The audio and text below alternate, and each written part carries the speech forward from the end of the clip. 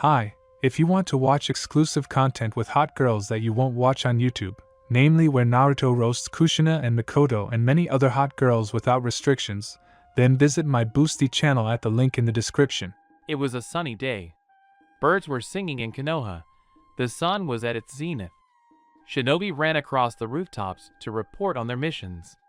Civilians went shopping, and mothers walked with their children on playgrounds.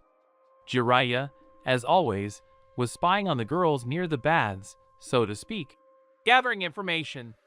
Yep, information about naked Konoha girls is crucial for every shinobi in every village.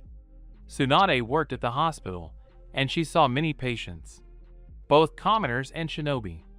Some were injured on missions, others during training. There were even fatalities among the seriously wounded. The cases varied.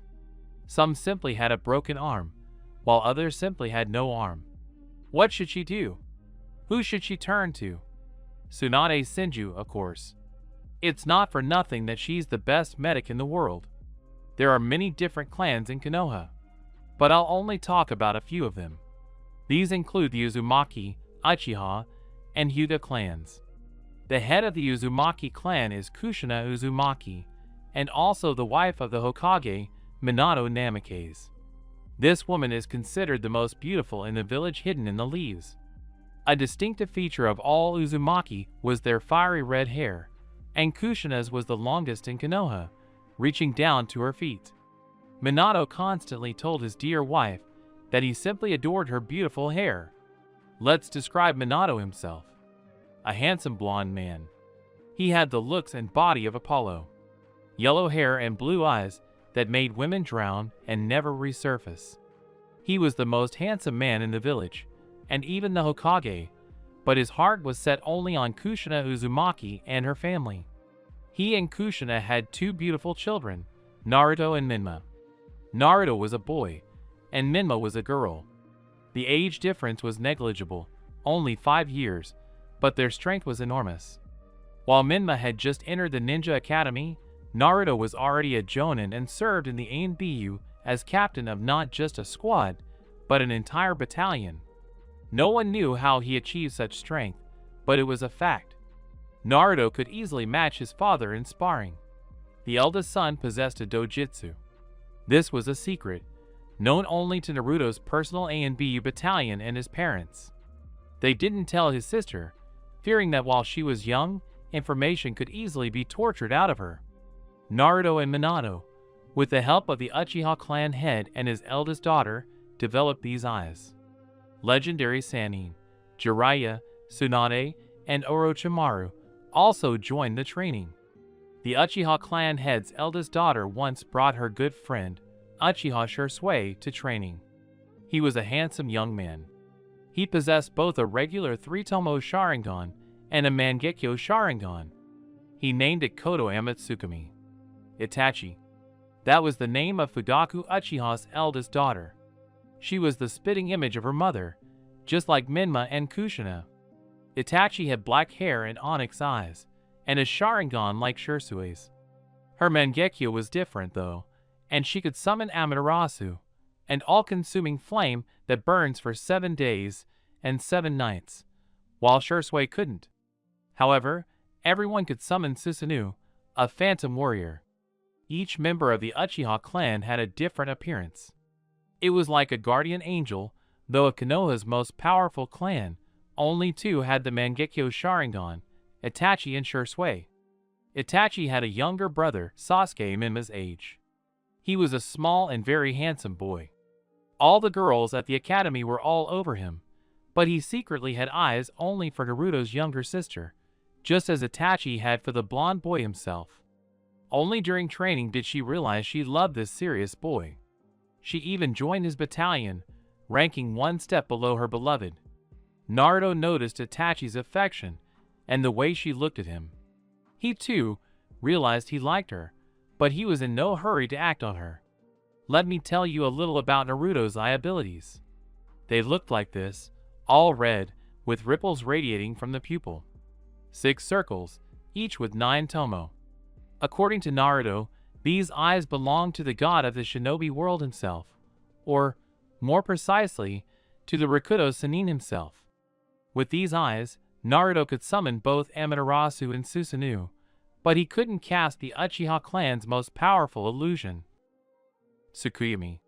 But that wasn't a problem.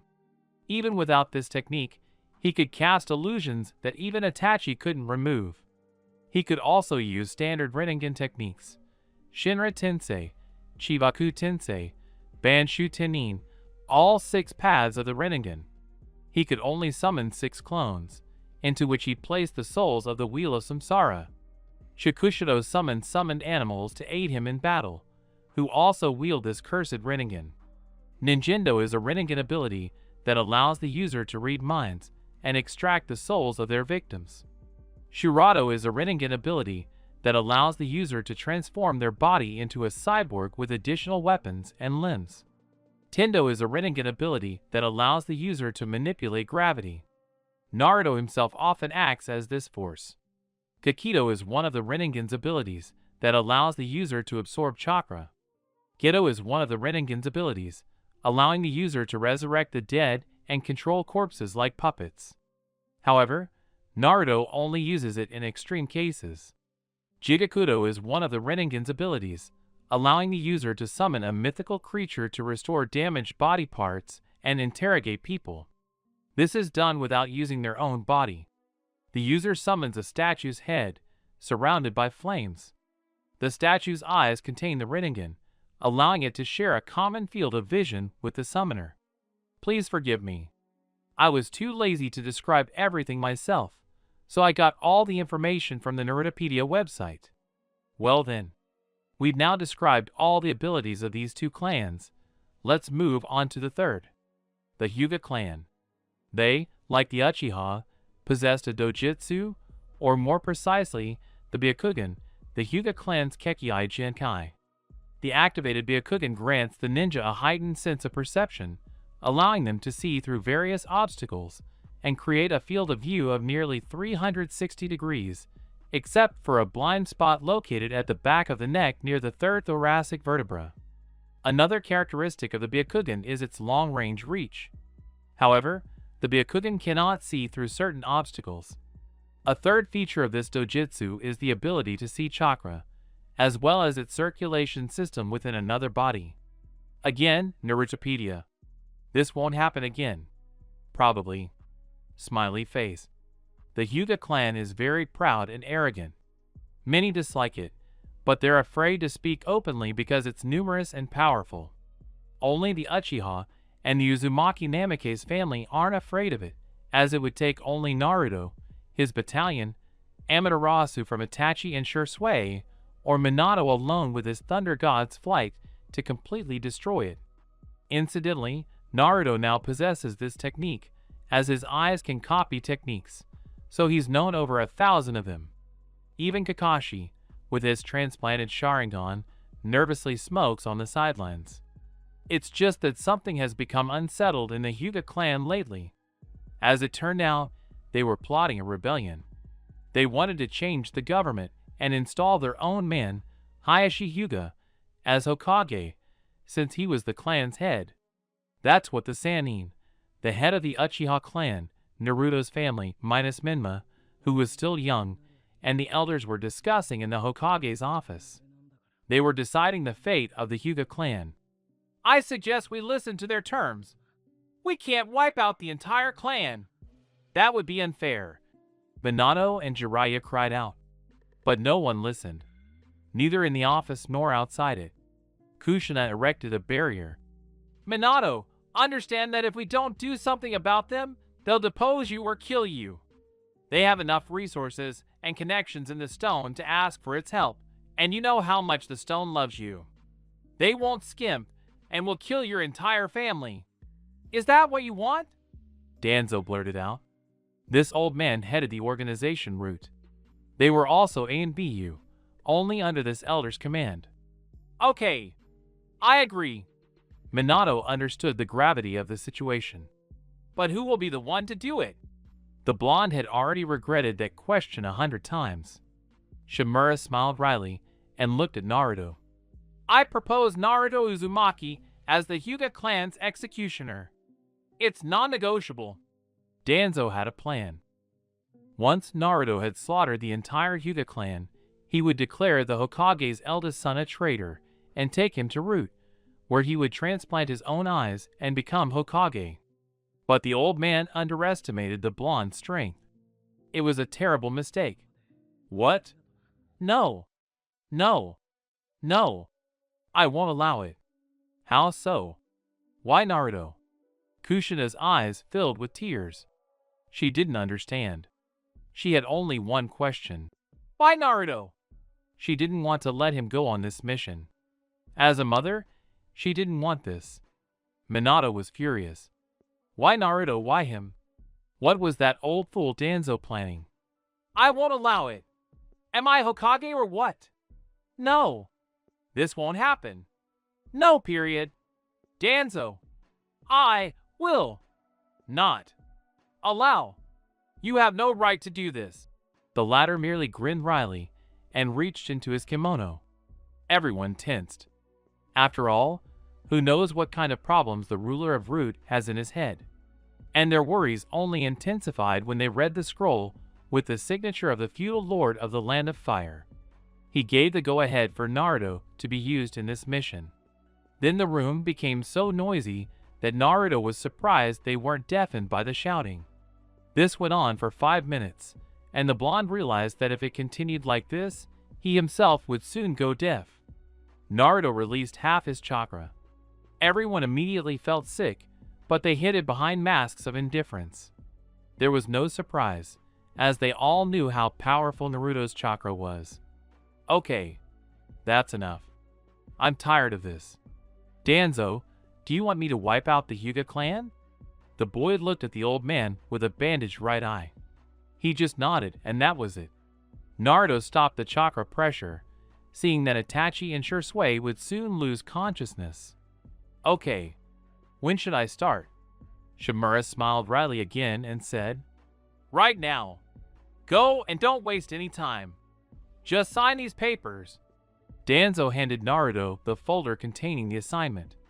And yes, I forgot to mention, after this mission, you automatically become a missing need of SS++ rank.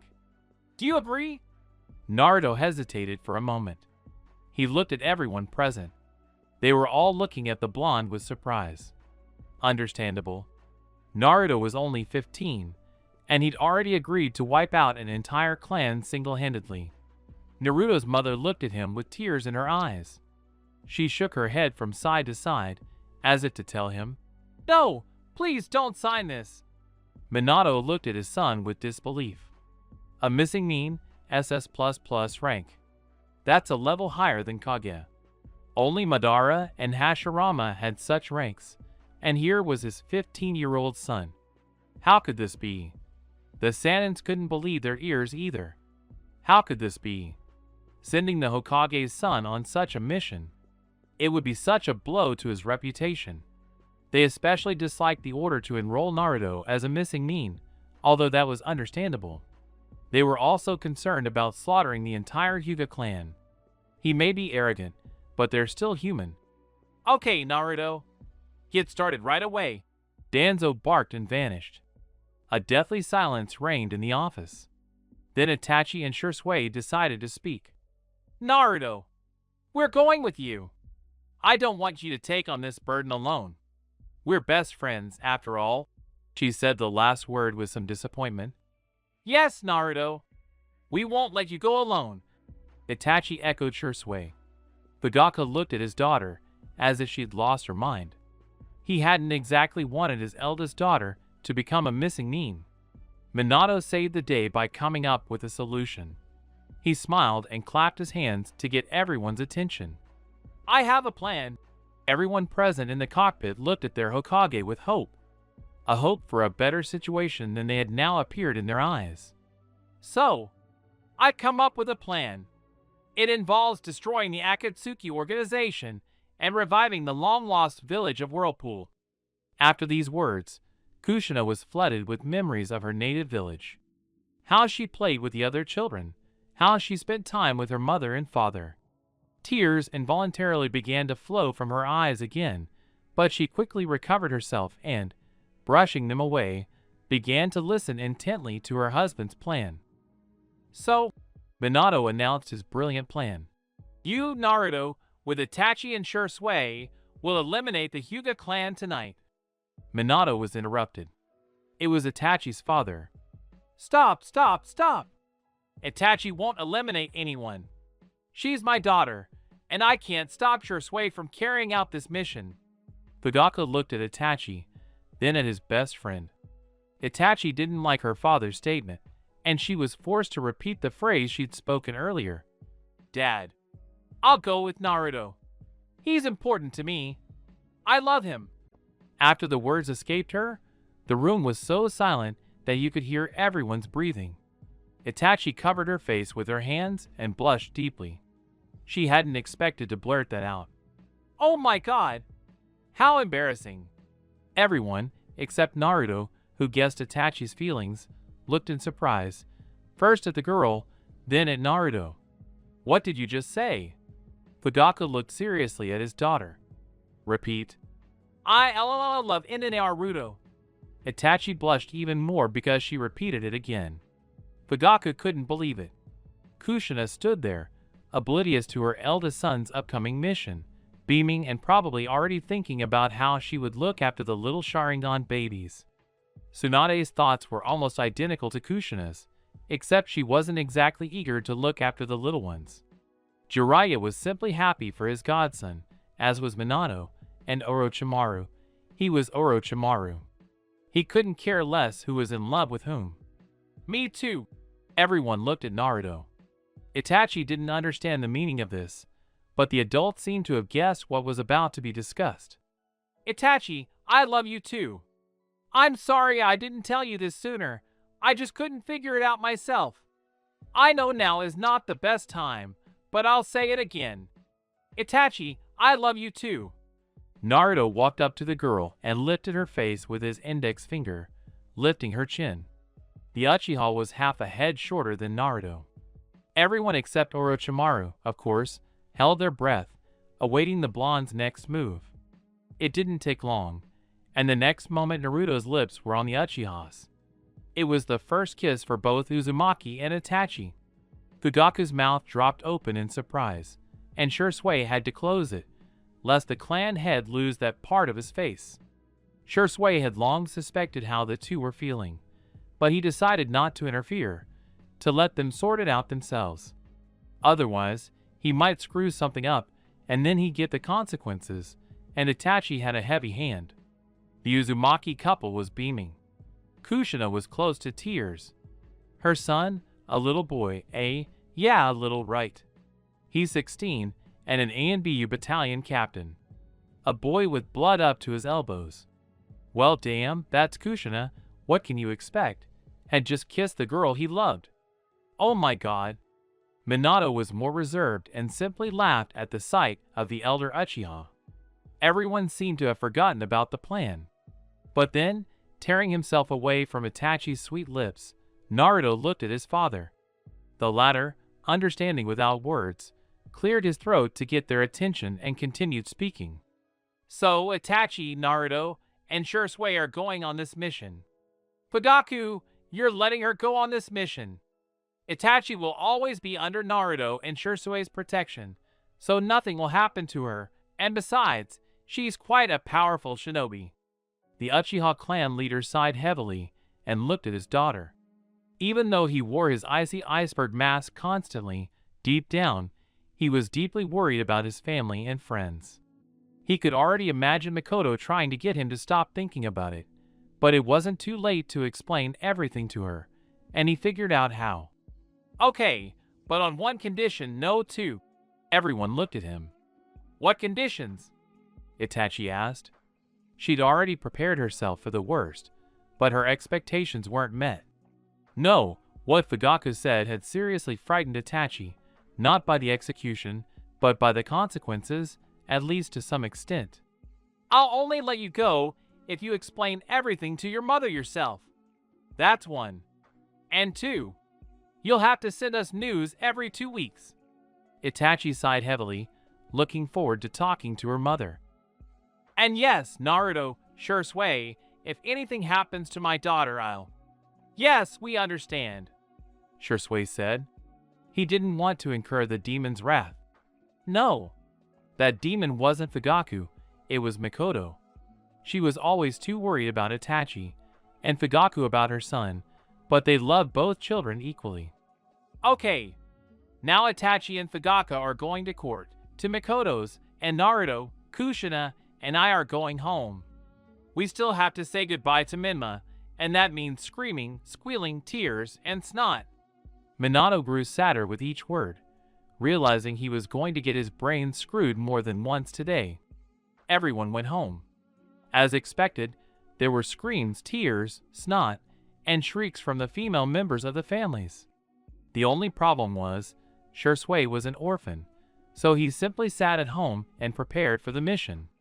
The A and B were given an hour to prepare. Minato explained that several A and BU squads would be sent after them. Naruto and his partners would need to quickly escape or simply knock out all their pursuers. So, it's time to carry out the mission. Since it was the Hyuga clan, and therefore the Byakugan, they couldn't get in there unnoticed. They had to go all out. 9 p.m. evening. An explosion thundered over Konoha. Since the sun hadn't yet completely set, people saw the enormous silhouette of Susanoo near the Hyuga district. The residents will remember this night for a long time. A forest near Tengu City. A year after the destruction of the Hyuga clan. Naruto's POV. A year has passed since Itachi, Shursui, and I wiped out the Hyuga clan. Almost wiped it out. I hid one person. It was a little girl. She was about the same age as my sister, and for a second, I saw Minma in her. I didn't have the heart to kill her. Itachi and Shursui don't know this, and I'm not going to tell them. Let it be my secret. We wiped out the clan very quickly. In 10 minutes. There was just one trick I didn't expect. Flashback. A year ago. Village hidden in the leaves. The mission to exterminate the Hyuga clan. The last moments before leaving the village.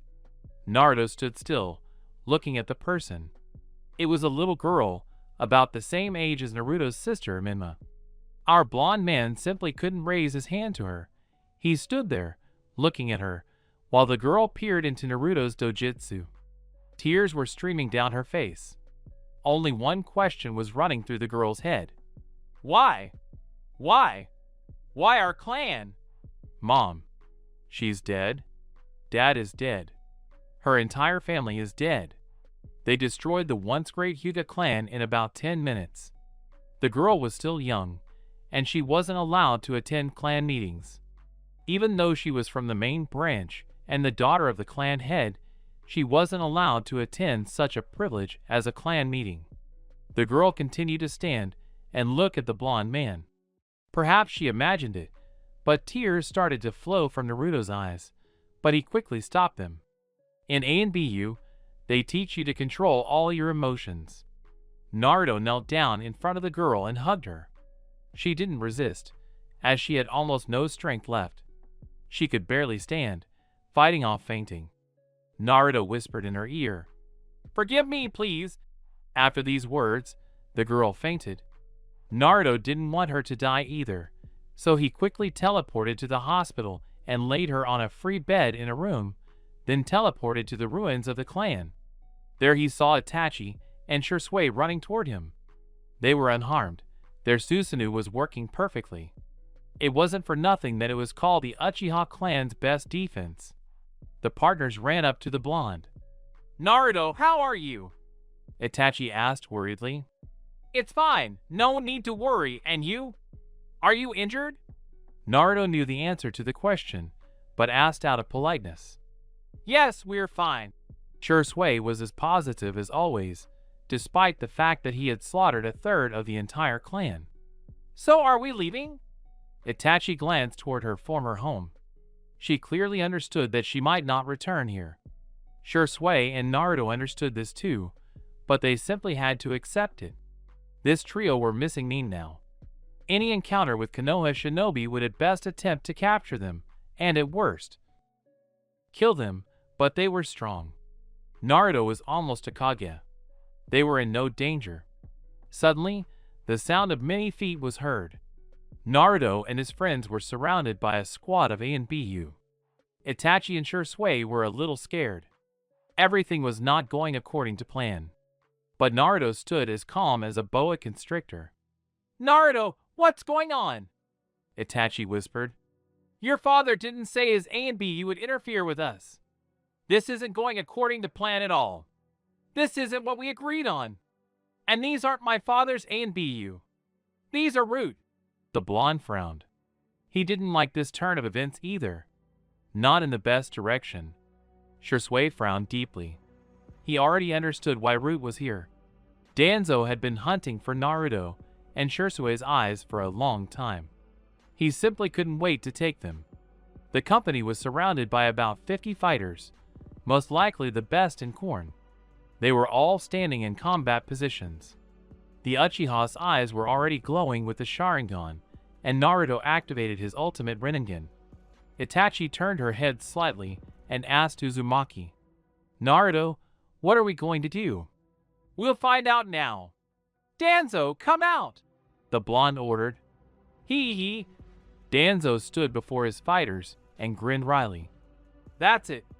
So, as the elder of the Hidden Leaf Village, I declare you missing Nin. You are never to set foot in the village again. You will be entered into the A and BU bingo book, and the hunt will be declared for your heads. Now, A and BU, kill them." End of flashback. Then I killed them all. Every single one. I trapped Danzo in an illusion and kept him there for about a year. After Tsukiyomi, he won't be the same. He's just a shell now, without any awareness of his actions. He's gone mad. As far as I know, he's been hospitalized. At first, we were nomadic, but Itachi soon lost her temper, tearing up half the forest where we'd stopped for the night. Then Shursui and I realized that if we didn't find a permanent place to live, she'd simply kill us. Itachi and I had been a couple for about 2 months now, and during that time, I realized it was best not to anger her. She'd kill you and not even notice. That's when Shursui and I built a house. It was smaller than my parents' house, but still very large. We didn't want to go to Yuzushio. It was a group decision. The Sannin occasionally visited us. Once, even Fugaku, Mikoto, and my parents came, but without my sister. This upset me. Itachi was in a similar situation. Her parents didn't take Sasuke with them. They didn't say anything to those 2 little ones at all. No, they did say that the 3 of us had killed the entire Hyuga clan and become missing Nin. Our parents sent us money. We didn't go hungry. Each of us had different missions, but the black market was still there. While guarding caravans, we'd come across criminals with bounties on the black market. Shursui recently found himself a girlfriend. He went into town for provisions, but some squad of missing Nin tried to rob, rape, and kill her. Even though the girl was a kunoichi, she was no match for 15 men. Shursui appeared in the middle of the fight and killed all the criminals. He sent 2 of them to the market and offered the girl to come with him. She agreed. It turned out her parents had died, leaving her an orphan. They bought groceries together and came to our house. I was surprised to see the girl with Shursui. We're supposedly missing Nin, and they're hunting us. Oh well. Shursui said he trained Sora. The girl was actually very beautiful. Her facial features resembled those of an Uchiha. She was once questioned about this, and she said there was an Uchiha woman in her family, or rather her grandmother, but she didn't possess the Sharingan. Another difference from the Sharingan-wielding clan was that she had beautiful green eyes, not the black ones of all Uchiha. But she had long black hair. In short, our slacker fell irrevocably in love with her, just as she did with him. Itachi and Sora quickly became friends and hit it off. They were now good friends. So about 3 months passed. The 4 of us lived together, Itachi and I, and Shursui and Sora. We slept in separate rooms. As I said, Itachi was with me and that other couple. I sent a couple of clones to Yuzushio. They didn't come back empty-handed. They brought back many scrolls with techniques and various weapons. They even found some money. As Shursui said, he began training Sora, who turned out to be a good medic and taught Itachi the art as well. The training went well. Itachi and I kept up with them too. We all trained using the scrolls my clones brought back. Not everyone could master the techniques described in the scrolls. We weren't getting enough chakra. I was first in terms of chakra capacity, followed by Shusui, and the girls were tied for third. We lived peacefully, but we didn't forget our mission. Akatsuki. Their actions had to be stopped at any cost. As the saying goes, the hunter always catches the beast. It was a clear day. I woke up before Itachi. I always got up before her. She was sleeping on my arm, her whole body pressed against mine. I carefully removed my hand so as not to wake her, and laid Itachi's head on the pillow. I think I should describe our room. A spacious room, a large, soft bed. On either side of the bed were nightstands with small lamps on them. I really liked to read before bed. A large window on the wall next to the bed. Now it was open, letting in fresh air. Yesterday we deliberately opened the window to air out the room, since we were planning a hot night. Generally, Itachi really enjoyed these exercises at night, as did Sora. Shursui and I sometimes even knock each other out so that the two devils, as we nicknamed them, wouldn't bother us. There was a large sliding wardrobe in the room. Our shinobi uniforms were kept there, as were our regular clothes. On the floor was a beautiful inyan rug. Just like Itachi and I, blonde and brunette. Opposites attract. I really loved where we lived. The forest, the fresh air, the animals nearby, the birds singing. It was beautiful. The air was fresh and warm, and it hardly rained. We set up a clearing next to the house for training grounds. We trained there. I installed an Uzumaki clan barrier on the training ground. This barrier automatically draws nature chakra and restores the training ground to the state it was placed on. For example, if you make a crater, the barrier will remove it. The earth will simply gather itself together, molecule by molecule. I went down to the first floor. Our house had 2 floors. The first was used as a kitchen, living room, and dining room. The second had 3 rooms, originally intended for me, Itachi, and Shursui. But now we live in 2 of them. There was also a bathroom, and a beautiful balcony overlooking the street on the second floor. I put the kettle on the stove, followed by the frying pan. Of all of us, only the girls knew how to cook well, and while they were sleeping and hungry, there was no choice. Luckily, I could make a sandwich, and that was good enough. I hadn't really thought about it that much. Shursui, though, knew how to cook too. I was the only idiot among them. Fuck. A couple of minutes later, the kettle boiled. I brewed myself some green tea and made a sandwich. Shursui jumped to his feet at the sound of the kettle, waking the girls too, even though they were almost awake anyway. He quickly got dressed and stomped into the kitchen, eager to get something to eat, but then he was in for a surprise. It wasn't Itachi in the kitchen, who usually made breakfast while I was warming up, but me. "Oh, hey Naruto, how did you sleep?" Shursui asked with a smile and plopped down at the table. I stood up and poured 3 more mugs of tea, as I sensed the girls already heading down the stairs to the kitchen. "Okay, and you?" I sat back down at the table and continued drinking tea. "Excellent." The brunette stretched and took a mug of tea. "Again?" I asked, raising an elegant eyebrow. "Yes, again. But that was something else. Sora's learning by leaps and bounds. Her blowjob was simply amazing." Shursui grinned like a Cheshire cat. "Heh, Itachi's a blast too. And she can do just as much as Sora, maybe even more." I chuckled. Shursui was about to reply when the girls walked into the kitchen. We both shut up and handed our girlfriends a mug of tea. They also came up to us in unison and kissed us each on the lips. We went into the dining room with dishes of scrambled eggs, which Itachi had kindly prepared. So what are we going to do today, dear Noopneen? Sora asked, smiling. I think. But Shursui was interrupted by a knock on the door. We all turned around, and I became wary. Anyone who knows we live here usually sends word via reverse summoning. And then this. I stood up and activated my dojutsu, took out the katana my father had given me, and walked to the door. When I opened it, I saw 3 people standing on the threshold, dressed in black cloaks with red clouds. Among them was a blue-haired girl, a blonde man with bangs covering his left eye, and a red-haired man with multiple facial piercings. Uzumaki Naruto? Asked the red-haired boy. Yes. What do you want? I gripped the katana tighter. We have come to invite you to our organization, Akatsuki. Uzumaki Naruto? Asked the red-haired boy. Yes. What do you want? Naruto gripped the katana tighter. We have come to invite you to our organization, Akatsuki. Naruto stood and simply stared into the redhead's face, just as the redhead stared into him. Then Naruto simply stepped back from the threshold of the house and invited everyone in. The Akatsuki were surprised by this proposal, but they went inside anyway.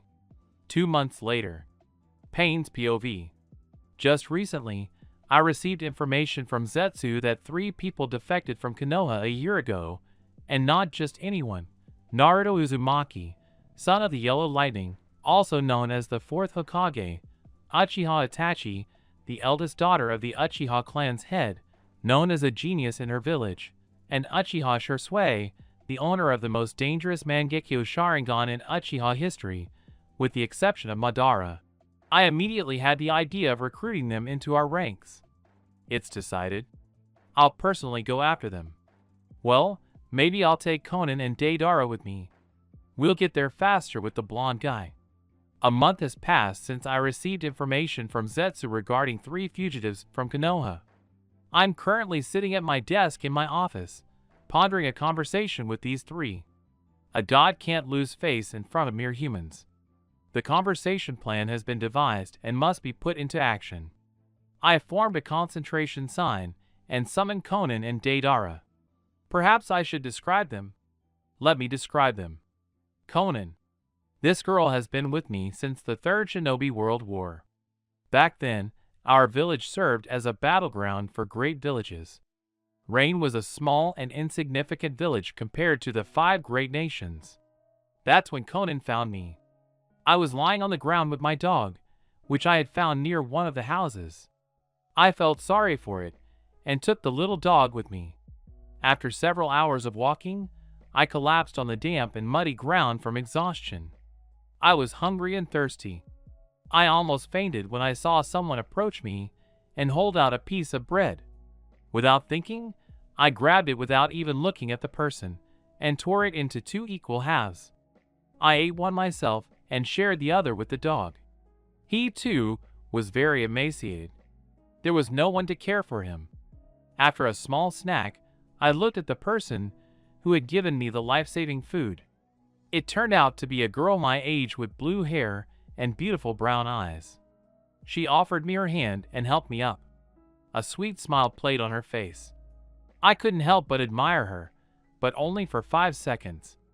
At my brief pause, she merely giggled and took my hand, dragging me somewhere. A short time later, we arrived at a cave filled with plenty of food, clothing, and drinking water. In the middle of the cave, a red-haired boy was sitting on a box eating bread. He looked up at the newcomers and gave me a disgruntled sideways glance. "Conan, who is this, and what is he doing here?" the boy said in a less than friendly tone. "Yahiko, this is Nagato." Conan and I met on the way to the cave. He was lying on the ground, and I was scared for him. I went over and gave him some bread. Let him live with us. 3 is more fun, after all, and look what a little dog he has. I fished the dog out of my bosom and showed it to Yahiko. He came over and looked at us sternly. We stared at each other for about half a minute, but then a joyful smile blossomed on the redhead's face. He petted the dog and extended his hand for me to shake. "My name is Yahiko, and what's yours?" the boy asked with a smile on his face. Nagato, I mumbled quietly. Nice to meet you, Nagato. Me too. Our subsequent fate was not the best. There were joyful moments, but there was more pain and suffering. Much more. My happiest memory is living with Jiraiya-sensei. He became like a father to us. But after 3 years, he was forced to leave us. A year later, Yahiko died, and that's when that strange man in the orange spiral mask found us. He proposed creating the Akatsuki organization. He explained that I would become its leader, and the organization would capture the bijou and seal them in the Geto statue. After capturing all 9, the 10 tails could be resurrected, and the world plunged into the eternal Tsukuyomi. It would be a perfect world without war. I forgot to describe Konan, who's all grown up. A pretty girl whom Haydn constantly tries to hit on, but she constantly dashes his hopes. The girl herself has grown up to be very beautiful. A slender, athletic body, teacup breasts, short, shoulder-length blue hair with a paper rose on her head. Konan has mastered a previously unknown origami jutsu. She can disintegrate herself into tiny pieces of paper, grow paper wings. In general, she can do whatever she pleases with paper. Deidara Tsukuri.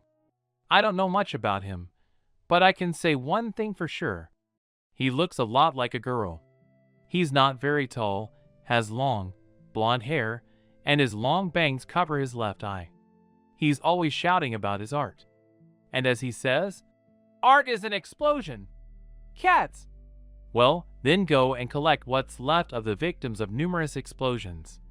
So he's a valuable ally. He possesses a genome called Bakutun, the genome of explosions. Now these two are standing right in front of me. I got up from the table and went to the door. They followed me. We walked to the cave exit. Along the way, I yelled at Zetsu for dragging another corpse and eating it at the table. Toby yelled again that he was a good boy. He'd had enough. Haydn swore again. There are only a few sane people in Akatsuki. Me, Konan, Sasori, and maybe Kakuzu and Kisame, but the latter are also a bit crazy.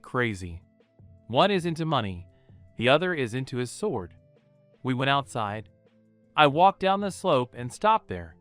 Deidara and Konan approached me. Deidara started the conversation. "Leader, why did you call me? And you couldn't have said this in the office?" The impudent blonde. Very impudent. "I called you here so that..." I was interrupted again, only this time it was Konan. I can forgive her almost anything. "Pain-sama, please, without your speeches. Get to the point," she said politely at least. Deidara just nodded. I was surprised it didn't fall off. "Okay. Anyway, I've found new members for our organization." I began to wait for questions. "And who are they?" Konan. "What do you know about the 3 missing nin named Uzumaki Naruto, Uchiha Itachi, and Uchiha Shursui?" I asked. "Oh, I know them," Deidara squealed, jumping up and down. "How could a fool like him be such a strong shinobi? I don't understand." "They're the ones who fled their village, slaughtering the entire Hyuga clan in the process." "That's right." I nodded my head. "They are the ones we are now going to recruit into our organization." "What if they don't want to?" Konan asked emotionlessly, looking straight at me. "They won't be able to resist God," I said. "Deidara, create a bird and follow my instructions. We must reach them as quickly as possible." "What's the rush, Leader Sama?" "Oh my God. Deidara, don't ask unnecessary questions. Just create a bird." I practically shouted at him, although I myself didn't understand why I was so drawn to him. Okay. I'll create it now." Finally, the blonde reached into his pouch and pulled out a small piece of clay. His mouth on his hand swallowed the white substance. I've always been amazed by this genome. Swallowed a small piece and spat out such a large bird. We landed on the bird and took off. We had to stay in the sky for about an hour. Then we swooped down to earth and found ourselves in front of a beautiful house. I went to the door and knocked. Naruto himself opened the door with a katana and I was absolutely shocked, but I didn't show it. The Rinnegan was glowing in his eyes, but not like mine, more advanced. That's for sure. He has the power of a god. I decided to check. Uzumaki Naruto? Yes. What do you want? Asked the guy. Yes, he was my age. We're here to invite you, Itachi, and Shursui Uchiha to my organization, Akatsuki. It was pompous, but what can you do? Naruto stepped away from the threshold and invited us all into the house. The room itself was beautiful and spacious, and we walked into the living room. There on the sofa sat two girls and a guy, all with dark hair. Hello! The girl sitting alone was the first to speak. My name is Itachi Uchiha. This is Shursui. She nodded at the guy, and then at the girl hugging the brunette. And this is Sora. Nice to meet you. My name is Pain. I began introducing my companions one by one. This is Conan, and this is Deidara. Shursui smiled slyly and looked at the blonde. Is it a guy or a girl? You can't tell because of the cloak. After these words, he giggled, and Deidara instantly blushed. I thought it was from embarrassment, but it turned out not to be so. He was really angry. I'll blow you up right now, Deidara shouted. I just sighed heavily and knocked him out with one wave of my hand. Then the blonde man returned to the room, carrying 7 mugs of tea. You might ask how he managed to carry 7 mugs? The answer is simple. The way of Shirado. He simply grew 5 more arms. We took our seats, and the smell of tea brought Deidara to his senses. So, I'd like to clarify a few things about our joining your organization, Naruto began. I'd like to clarify a few things about our joining your organization, Naruto began. The conversation didn't last long, only 10 minutes to be exact. While the squad leaders conversed, the girls chatted enthusiastically about their feminine matters, but Itachi and Conan frequently cast interested glances at Naruto, and Conan's gaze betrayed a hint of lust. Shursui and Deidara glared at each other the entire time. Deidara was extremely angry, while Shursui seemed simply amused, enjoying the spectacle. Pain and Naruto's conversation soon came to an end. They stood and shook hands, both smiling. Then the head of Akatsuki decided to speak. Pain cleared his throat to distract the girls, who were talking, and Shursui and Deidara, who were glaring at each other. The blonde then whispered something unintelligible, but Pain took it to mean, I'll blow you up. And Shursui muttered under his breath, You'll be dancing in Tsukuyami for me. Hee hee hee. Naruto only mentally pitted the two, as Shursui would get into trouble, if not from Sora, then definitely from Itachi. Naruto let Shursui get away with almost everything. He was his best friend. And Pain was the head of the organization Deidara belonged to. So Naruto and I discussed everything and came to the conclusion that the 4 of them will join our organization if I allow Naruto to kill 1 person. Conan and Deidara stared at Pain, and the blonde couldn't stand it and shouted across the room. Are you completely crazy? Kill one of us. What if it's you? I'll blow him right up. The terrorist yelled, but the redhead raised his hand, and Deidara shut up. After all, he was a little afraid of the leader, a little. Don't worry, this man isn't a member of our organization yet. Or rather, he is, but not officially. What do you know about a man named Toby? The leader addressed his subordinates. They merely shook their heads, but then Conan raised a finger.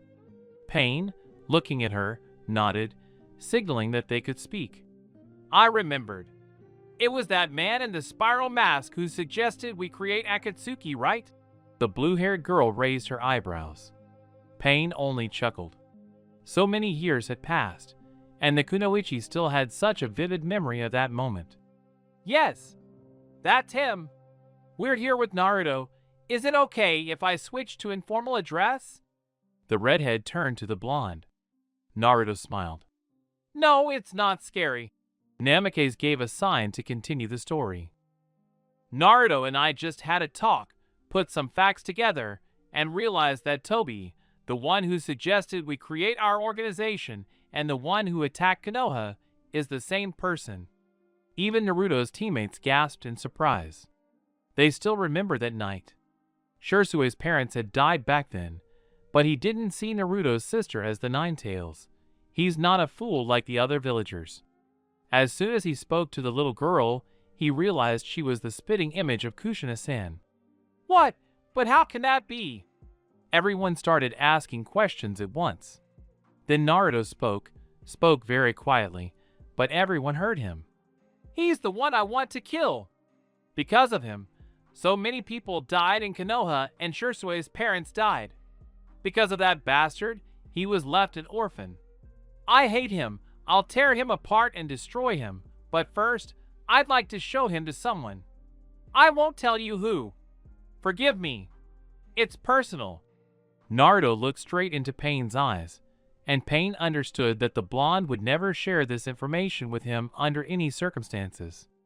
Okay, when are we going to the organization? Shirsue asked. Well now, I think. It's almost lunchtime, and we're having onigiri today, Deidara purred. Shirsue gave him a mock-angry look. He added in a growling voice. I love onigiri, so don't even think about eating it all by yourself. I'll tear you into a British flag. Deidara just grinned. Yes, yes, of course, and then imitated the Uchiha's growling voice. Just dare. I'll blow you up. Okay, that's it. Both of you stopped, Conan snapped. Shirsue and Deidara continued to stand as they were. Then Sora came to the blue-haired girl's aid. She frowned and put her hands on her hips, then said in a voice that boded ill. Why yes, dear, he said, then glanced sideways at the laughing demolition man, already mentally planning what he'd do with him once he'd loaded him into Tsukuyami. Then Pain intervened. Deidara, stand up, he ordered. The blonde jumped to attention, and now it was Shirsue's turn to smile. There's a way to deal with anyone. Okay. If that's the case, then go and pack your things, and I'll prepare a barrier for the house. It would be a shame to waste something good. Naruto sat down on the floor in the lotus position and clasped his hands. He was going to cast a seal that wouldn't require your chakra. It would be powered by Senjutsu, so you wouldn't have to waste any chakra, at least not your own. And yes, dear, please pack my things too. You didn't have to ask. I would have packed it anyway, Itachi said, striding up to the second floor. Sora followed, and Shirsue ran after the girl like a dog on a leash. While Naruto sat and gathered his natural chakra, and Shirsue, Sora, and Itachi packed their things, the Akatsuki trio walked out into the clearing in front of the house. Then Deidara started talking. I wonder how that can be, the blonde man asked into thin air. His question was heard and answered immediately. How can this be? Pain asked. Deidara looked at Conan, then at Pain. Oh, just like that. I was just wondering how that could be. Do we have two identical gods? The demolition man made a thoughtful face. A cold sweat broke out on Pain. No. Deidara, Naruto's eyes are different. Didn't you see? Yeah, but they look alike. The blonde narrowed his eyes and looked at his leader. He gathered his courage and answered. Yes. Naruto has the eyes of a god, and I'm not the least bit ashamed to say it. They're far stronger than mine, just like Naruto himself. The redhead wasn't entirely pleased to realize that there were eyes that surpassed his. After all, these are the eyes of the very god of the shinobi world. Rikudo-sen himself bequeathed them to him. But we know that's not true, and he doesn't. Smiley face. What's Naruto's power level? Conan asked now, too. Pain looked into her eyes and saw a terrifying curiosity, interest, and attraction to the blonde. This pleased the Akatsuki leader greatly, as he hadn't seen Conan show such a lively and genuine interest in anyone in so many years. Well, you know the fourth Hokage's power level, right? Everyone nodded, knowing full well that Minato Namikaze would have simply crushed them without even noticing. Well then, at 12, Naruto could easily hold his own against his father in sparring. Two of the listeners stared at him. And now I'm twice as strong as the fourth. A voice came from the house. Everyone turned and looked at the residents of this mansion emerging. They each carried medium-sized scrolls, but Naruto's was slightly larger. He carried his own and Itachi's belongings. The girl walked lightly. All four approached the Akatsuki group and waited for their instructions. Pain looked at Deidara. Understanding what his leader wanted, Deidara reached into his pouch and pulled out a small piece of clay. The mouth in his palm instantly devoured it and, 5 seconds later, spat out enormous birds. There were 3 of them. They decided to fly in that formation. Itachi and Konan would fly with Naruto, Shursui with Sora, and Pain with Deidara. The journey to the Akatsuki hideout took a long time. Shursui and Sora sometimes started to fall when they flew too fast, so they had to slow down. Pain and Deidara flew ahead, followed by Shursui and Sora, and then Naruto, Itachi, and Konan. Naruto flew last so that if Shursui started to fall, Naruto would catch him. They flew like this for about 2 hours. But soon, after that time, they landed near an unremarkable cave. Pain was the first to jump off his plane with Deidara, but he didn't count him, the birds. The others followed him from their flying machines. The redhead glanced around at everyone, then walked toward the cave without saying a word. The cave turned out to be enormous. Several large floors, large showers, spacious restrooms, all furnished to the highest standard. Ugh. Pain still remembers fighting Kakuzu for the money to furnish the entire cave. He locked himself in his room, like a little child, and wouldn't emerge until Pain himself brought back a very expensive corpse, one that could fetch a hefty sum. Then Kakuzu forgave the leader and became a little more generous, or something. Now the entire old and new teams filed into the guest room. They sat on the couches, and Pain and Naruto left for their final induction into the organization and the presentation of their signature cloak with the red clouds.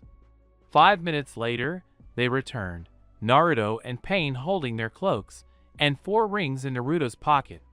The blonde gave each of his comrades a cloak and a ring, and also put on a cloak and a ring. Sora stood up and twirled around in front of a nearby mirror. Itachi joined her. Shursui and Naruto watched calmly. They were kunoichi, but they were also girls, and they wanted to look beautiful too. I'll call all our organization members now and introduce you to them.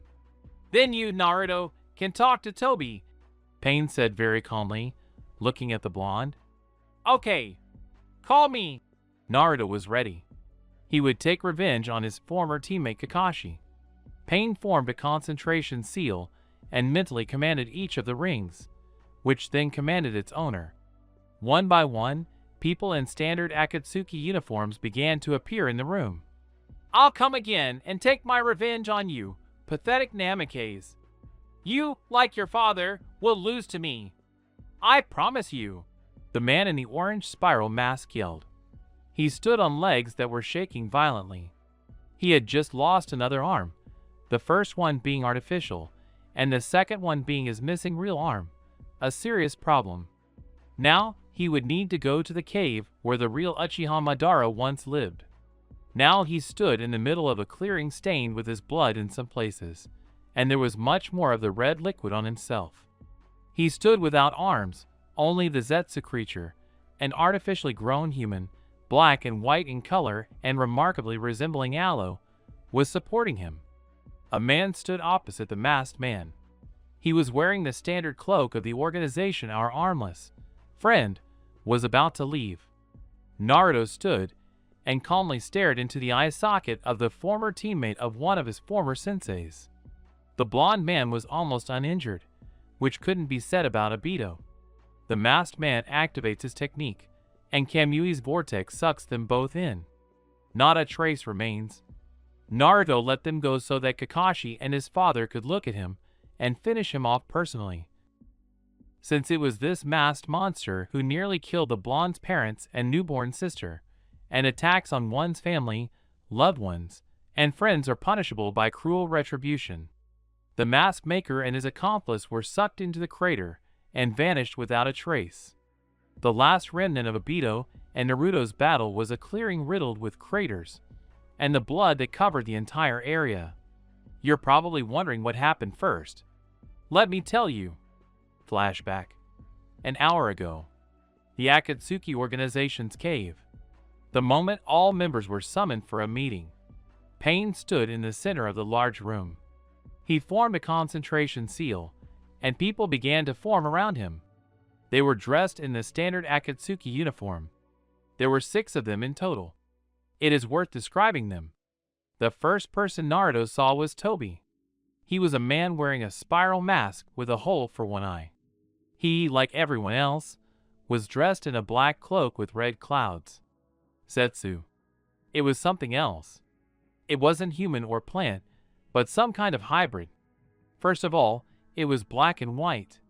Secondly, it had a huge Venus flytrap growing out of its basin. It made Itachi and Sora shudder. Kisame. Also a strange man. No, actually. He also resembled a hybrid. A shark man. Blue skin, small round eyes, and gills on his neck. He carried a huge sword on his back. As was known, it was Samahata, the most powerful of the 7 swords of the mist.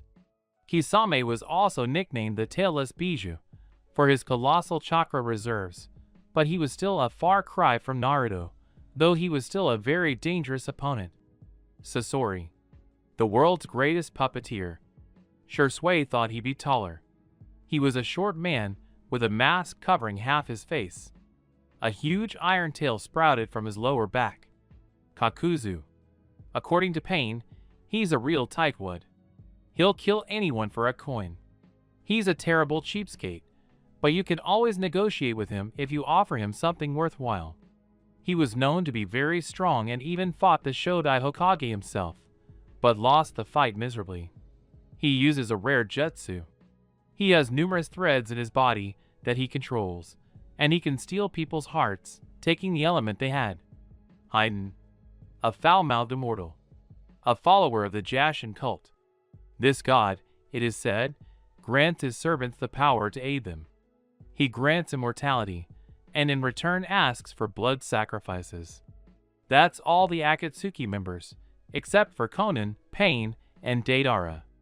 They're all S-class criminals who could rival the Kage, but Naruto thought the only ones who could defeat his father here, or even stand a chance against him, would be Tobi, Pain, and maybe even Kisame with his Samahata, but Minato would crush the rest. All the members stood in a semicircle, and Pain stepped forward. So, for missing me and agreed to join us today. This is Naruto Namikaze. Tobi winced at the name, knowing Naruto's strength and thinking he'd figured him out.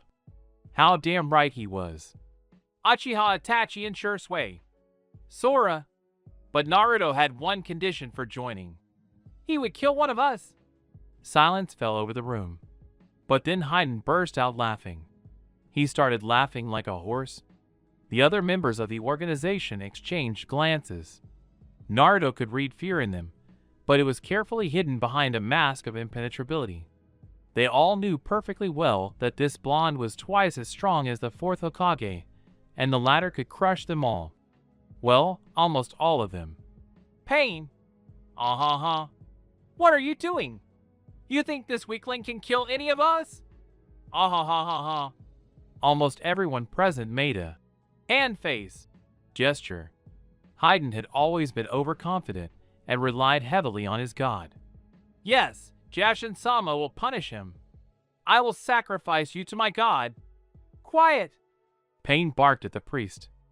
Haiden stopped laughing and began cursing Pain under his breath. Everything I just said is true. So, Naruto will challenge one of us to a fight, but it won't be me, not Deidara, not Konan, not Kakuzu. The organization's chief accountant sighed calmly, but no one noticed. Not Sasori. The same with the puppet master. He didn't really want to waste his masterpieces. Not Kisame. And the same thing happened here. Only there was a bit of disappointment. Samahata won't taste this blonde's chakra. But you, Toby, will fight him. After these words, the mask maker barely flinched. Why me? He said, his voice now serious. Everyone in the organization stared at him like he was the eighth wonder of the world. Of course. They knew the dim-witted guy who always shouted that he was a good guy, and then suddenly he became this serious guy. Because I want revenge on you, but I won't kill you. No. I want my father and Kakashi to look you in the eyes, Obito. The masked man frowned even more deeply and channeled chakra through his body. To react in time, he activated his Sharingan. It was you who attacked my family and my unborn sister. You are to blame, and you unleashed the Kyuubi on Konoha. I know I'm no longer a shinobi of Konoha, but the last thing I'll do for her is no. I won't kill. I'll simply deliver you there when you simply don't have the strength to resist. No. I'll kill you. Here and now. I'll kill you and take your eyes for myself. With them, I'll definitely become invincible and plunge the world into a complete illusion where there will be peace and tranquility, where there will be no wars, where I will be with Rin. After these words, the masked man charged at Naruto. He activated his Rinnegan and prepared for battle. Obito leaped at Naruto and attempted a spinning kick to the blonde's head, but it missed. Naruto dodged, grabbed the kick, and threw Toby into the wall. The stone structure couldn't withstand such a torment and, with a wave of its hand, broke, sending Obito flying into the clearing, having plowed a considerable distance. Naruto followed the projectile through the hole. The others followed. Deidara, Shursui, Sora, and Kisame were already munching on popcorn that had appeared out of nowhere and watching the spectacle. And it promised to be spectacular. Conan and Itachi simply watched with smiles on their faces. They knew Naruto could beat Toby like a pro. Pain and the rest of the organization stood and watched with stony faces, and Hayden commented on it all in his own language.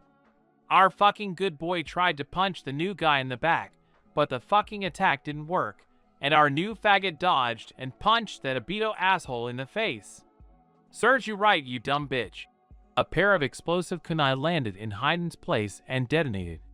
The foul-mouthed man shut up, and the others finally breathed a sigh of relief and continued watching the spectacle.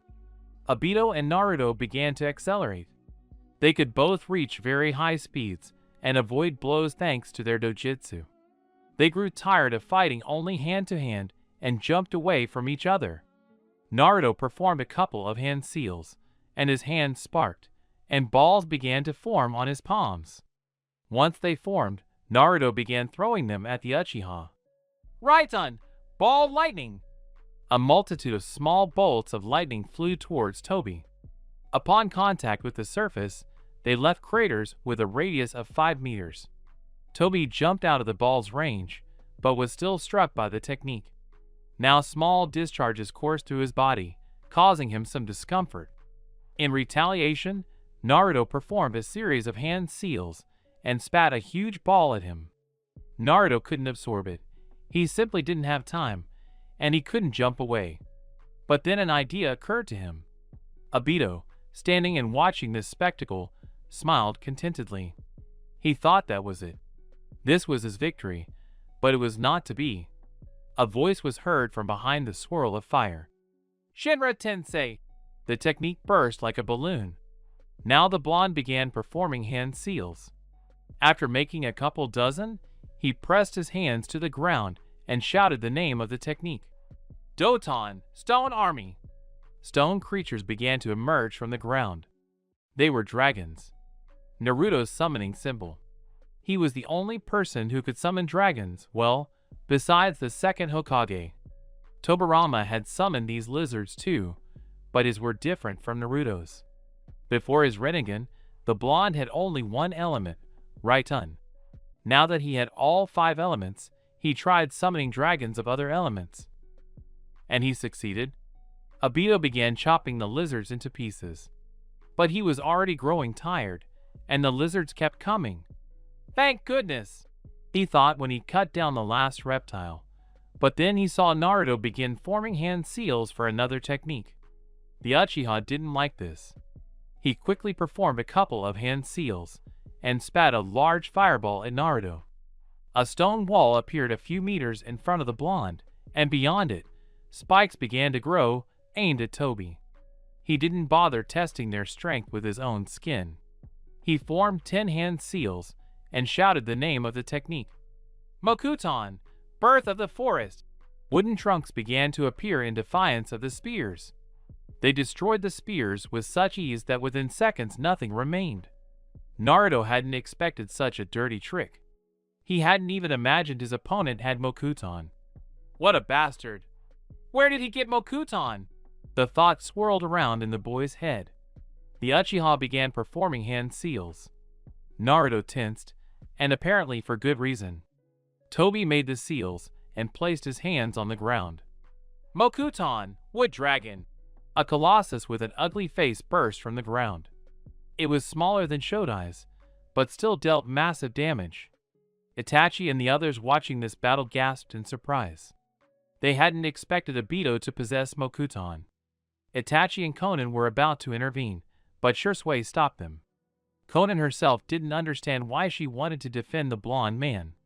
Shursui, are you crazy? It's Mokuton! Naruto has nothing against it. Itachi burst into tears.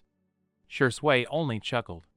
Darling, have you forgotten that he's the wielder of the most powerful dojutsu?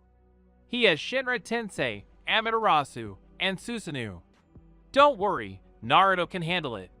Su, now that's bad. What's stronger than wood? Exactly. Fire whirlwind element. Kato and Fu. I don't have it, but I can get it. Okay. I need to summon a clone and he'll use Fu, and I'll use Kato. This forest with the dragon will get into trouble. Heh. A clone appeared next to the blonde. Naruto performed a series of hand seals, and his clone imitated him. They simultaneously exhaled techniques that, when combined, proved stronger than Obito's. Katon, Fire Dragon. Naruto. Futon, Vacuum Dragon. A clone of the blonde. 2 dragons flew out to meet Obito's. They began to spin and soon merged into one. It was a dragon composed of wildly spinning flames. It pounced on the wooden dragon and, after 15 seconds of struggle, broke it in half and raced toward the forest. Soon, the forest itself was ablaze with bright flames. It was so beautiful that the spectators stared, especially the girls, Deidara and Sasori. This is art, they thought to themselves.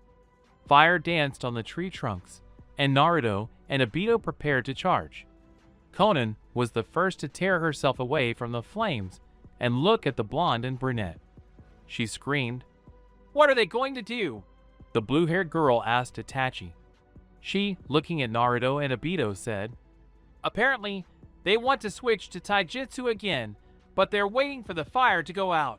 Uchiha answered and shrugged, but Kakuza had another option. No, they will fight in the fire, he said. Everyone turned to him. What? Where are they going to fight? In the fire? Are they crazy? Sora said. The Kusakage apostate only shook his head in denial. No, Sora. They will fight in the fire, but it will be an unusual fight, he said. What do you mean, unusual? Deidara asked. This time, Kisame answered. He knew how to fight like this. It's a one-hit fight. Now all heads were turned in his direction, a silent question frozen on their faces. Kisame sighed and began to explain. In our village, we have a type of combat called a one-hit fight. The combatants prepare for it for a minute. The one with the most experience wins. No dojutsu matters here. What matters is having more experience in such battles. If one initiates the preparation, the other must respond. Those are the rules. But you can only use this technique once per battle. Well, fuck that. Our faggot Tobik knows how to fuck by these fucking rules too. Ha ha! Haydn burst out laughing. But Pain's angry glare made him shut up. A minute of preparation passed, and the attackers rushed forward. No one saw the collision because of the dense wall of fire. Only the sound of metal clashing on metal could be heard. A second later, Naruto emerged from the thick fire, a deep wound in his chest, and Obito, unharmed, jumped out from the other side. Naruto flew along the ground, constantly flipping in midair. Konan and Naruto's friends stared wide-eyed. The others were also surprised. "Is that all?" some thought. Itachi wanted to rush toward the blonde, but pain held her back. "Are you crazy? He's going to kill Naruto now. Let him go." But the redhead shook his head. "Sorry, but I can't. Naruto volunteered for this battle, and we have no right to interfere." The Uchiha moderated her ardor a little, but activated her Mangekyo Sharingan to summon Amaterasu in time. Obito approached Naruto and leaned over him. His hand reached for Naruto's eyes, but Naruto intercepted it, pulled him toward himself, grabbed his throat, and squeezed hard. "Did you think I could be killed with a blow like that?" The brunette looked at the blonde with his Sharingan activated. He tried to immerse the blonde in an illusion, but it didn't work. "Ha ha ha ha ha. Illusions like that don't work on me. You're weak, Uchiha." But Naruto was interrupted. "Don't you want peace? Don't you want to live with your family?" Obito asked, wheezing in pain. "I want to, but what you're about to do isn't the answer. In your reality, none of this will be true. In this world, everyone will be fake. All of this will be wrong. But it will be better this way. There will be no death in this world. I will be with Rin and my family there." Naruto thought Obito had gone crazy. He keeps talking about his perfect world. It's sickening. "That's it. I'm fed up with you." Naruto threw Toby away, and while he was getting up, the blonde performed a series of hand seals and breathed a huge lizard at Obito. "Katon, great royal fire dragon." Naruto exhaled an impossibly huge colossus that hurtled toward Toby. He let the technique pass through him, but he hadn't accounted for the fact that Naruto's technique would turn around and hurtle back at him. He managed to activate Kamui, of course, but he was still badly battered. Just as the technique was about to hit Obito, Naruto threw a kunai keyed, and it landed next to the Uchiha. Naruto instantly hit him in the jaw, sending him flying to the feet of the spectators. They didn't move, just stared at him. Toby decided to take advantage of the opportunity. "Pain! Order everyone to attack that blonde and his buddies. Order them all." The redhead just looked calmly into Obito's eyes. This icy firmness only angered the Uchiha even more. "This is my organization. I proposed its creation, and I created it. You simply took the reins, and I'm the boss here. I am your leader, and I order you. Kill him and his buddies." No one moved.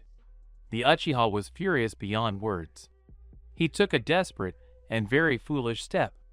Obito activated Kamui and moved behind Itachi. She didn't even flinch when a kunai was pressed to her throat. That was the last straw for Naruto's patience. "Uzumaki, if you don't lay down your weapons and give me your eyes right now, I'll kill her, so—" But he was interrupted by a quiet, cold voice. Naruto spoke quietly, but Obito, standing about 100 meters away, heard it anyway. The voice, and Naruto himself, emanated such a chill that Obito shivered.